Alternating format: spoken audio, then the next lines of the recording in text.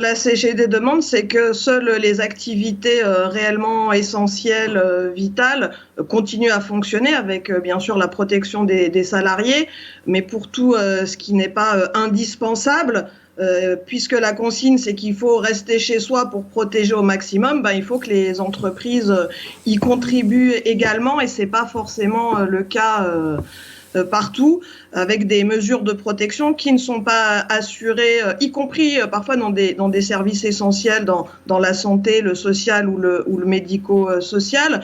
Nous sommes particulièrement inquiets pour tout ce qui est de l'aide sociale à l'enfance, par exemple, les foyers d'hébergement et la situation dans les maisons de retraite qui était déjà insatisfaisante il y a quelques mois et qui devient très critique. Pour évoquer cette EHPAD à Saint-Germain-en-Laye, vous dites dans votre communiqué de presse qu'il y a 7 agents de cette EHPAD qui sont confinés puisque contaminés du Covid-19 et qu'il y a eu 14 décès récemment dans cette EHPAD. Est-ce que vous avez la preuve formelle d'un lien entre la contamination des salariés et les décès dans cette EHPAD ?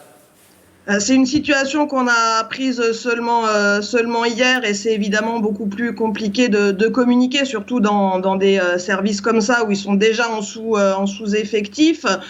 Mais en tout cas, on voit bien, les informations commencent à diffuser le fait qu'effectivement la situation dans les maisons de retraite et pas seulement en France devient critique. On sait que les personnes âgées sont fragiles, elles ont en plus souvent d'autres pathologies et le personnel dans les EHPAD n'a pas de masque.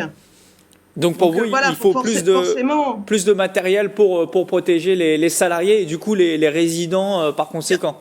Bien sûr, on peut pas accepter dans une société comme la nôtre de se dire ils sont âgés, tant pis. Non, bien sûr, c'est pas acceptable et on doit protéger les salariés, les résidents, toutes les personnes fragiles, notamment dans des structures d'hébergement.